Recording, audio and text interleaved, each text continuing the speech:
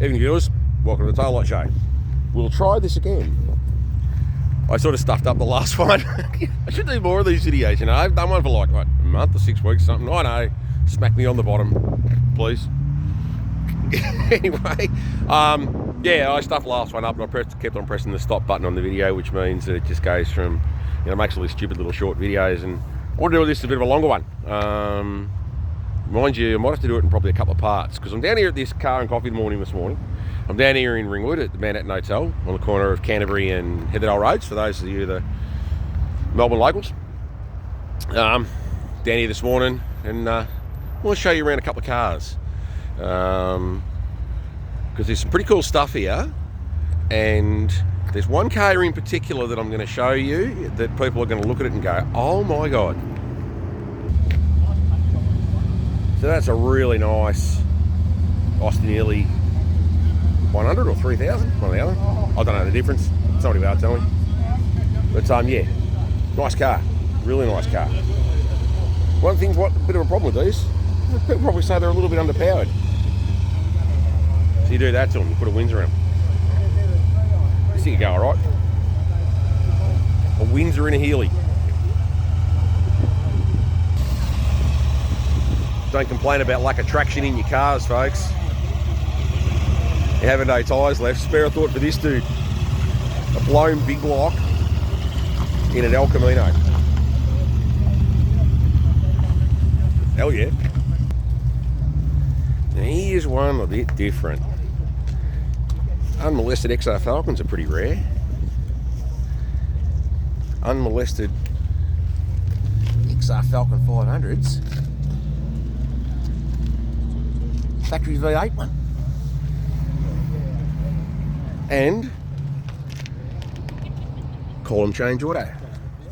I think this thing's probably got a Cruise-matic in it. Phil will be able to tell me. Shout out, Phil. There you go. I'm not as dumb as I look. Cruise-matic V8. Look at that. XR Falcon 500 V8 column change auto. Rare jigger. Alright folks, it's a red Mustang. People are going to go, yeah, yawn, red Mustang, whoopee. Oh, hang on. It's got big lock Boyd Racing wheels on it. It's got a cheetah shifter in it. Got half cage in it. It's actually very well hidden if you look to see. It's got Boyd Racing wheels on it. Oh, hello. There you go folks. So you get them going. Power of the world. And following on from the XR, an XT Fairmont vinyl roof, V8, so it'll be 302. There you go, folks. You all know I'm partial to a P76. Look at that. It's got a GT Falcon wheel in it, but it's column change, auto. Cruise-matic, XT Fairmont. My mum had an XT Falcon 500, it's candy apple red,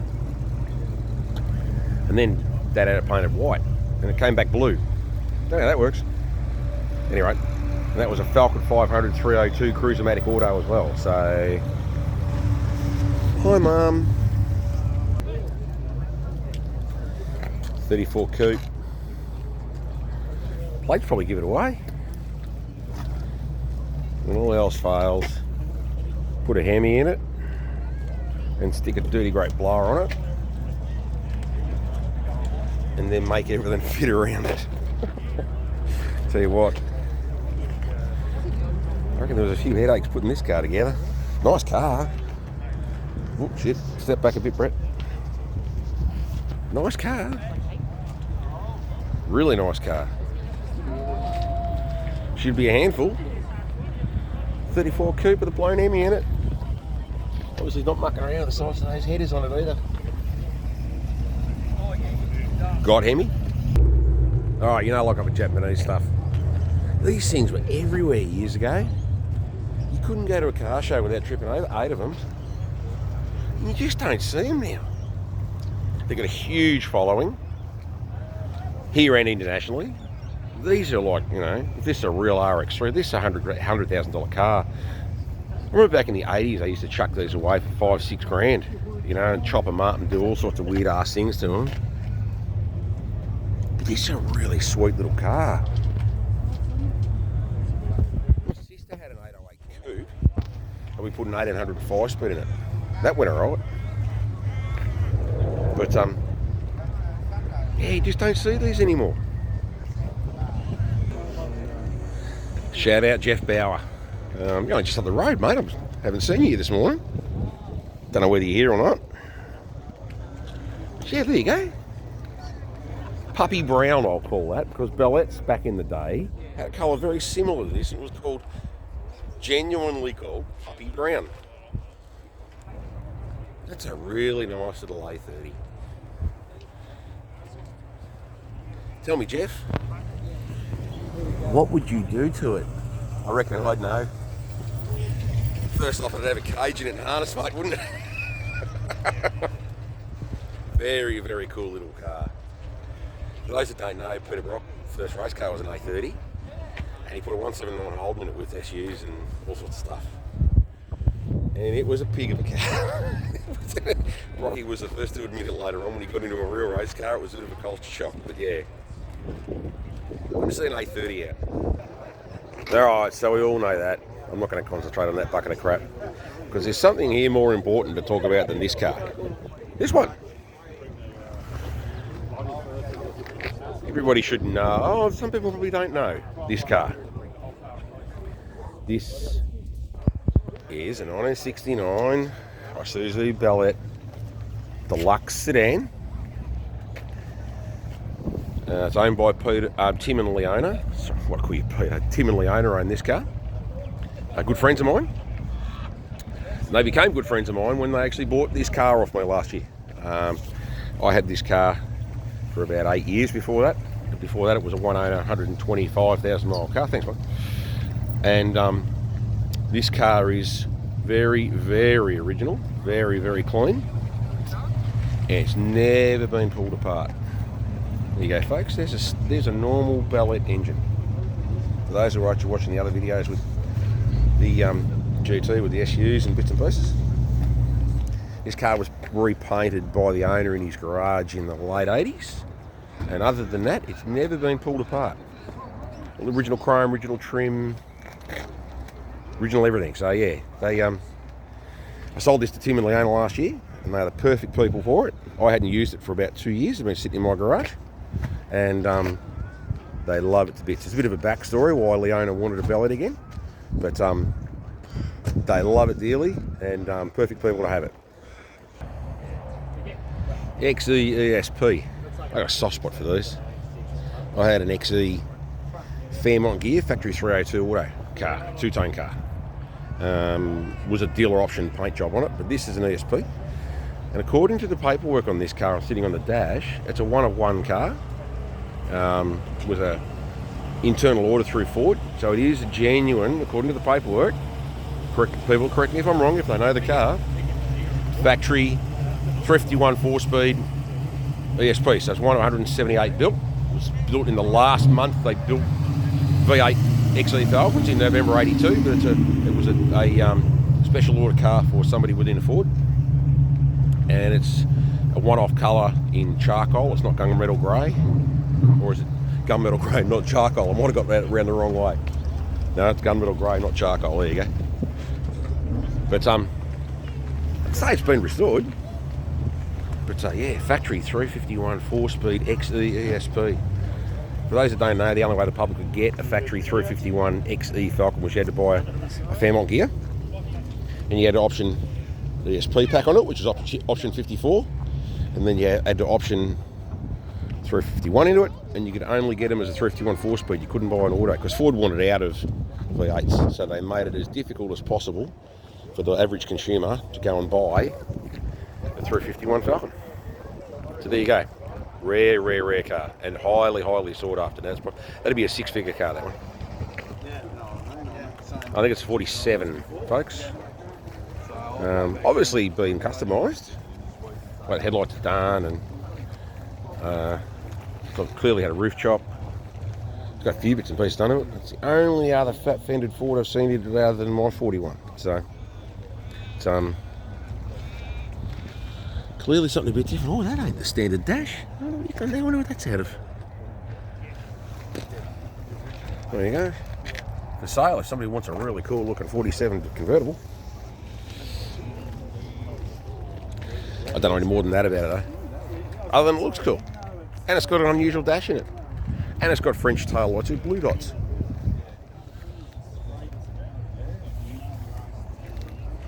Pretty cool cruiser. I like it. There you go. You know I'm a sucker for patina. Very convincing one. They would have to be the biggest set of steel wheels I've ever seen in my life. I don't know how big they are.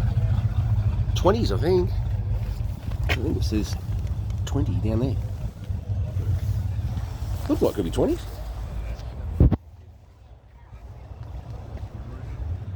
Brown carpet, brown trim. Brown hood lining. Nicely done. Nice car. Nice car. The only problem is it's a Chev. Shout out to all my General Motors mates. One day you'll see the light and buy a real car. Get aboard Ford, boys. This is cool. I'd have this. Don't tell anybody. Now here's something I've never seen before. I don't know what year it is. It's DeSoto. There you go. 29. 29 DeSoto hot rod. Convertible. With could very well be original rego number on it. If you know how they issued rego numbers in Victoria back in the early 30s, you'd know that those numbers were not consecutive, they were all over the joint. Could be. Could be. No idea what's in it or anything, but that is really, really unusual. When I walked up to it, I looked at it and went, oh, it's got a bit of an A model vibe about it, or an early Dodge vibe about it. And then I saw that. There you go, folks. 29 DeSoto. I think we'll finish up here because we've been going nearly 13 minutes. But, there you go. Something's for the Germans. Absolutely slammed on its guts. 250 SE Merc. Now, either it's on bags or he doesn't drive anywhere where there's speed humps. But that is cool. The rest of it looks pretty well standard, pretty well original.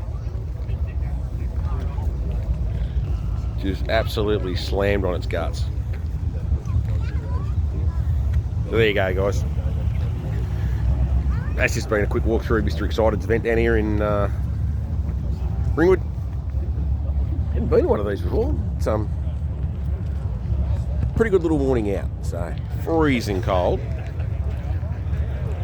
but you know, nothing a coffee and a donut doesn't fix. So we'll see how we go. I know there's another event up the road. I'm not going to say I'm going to get there. I might not. We'll just see how we go. There's another one up the road around the corner. It's a museum's first anniversary birthday party thing today. So anyway, stay dull.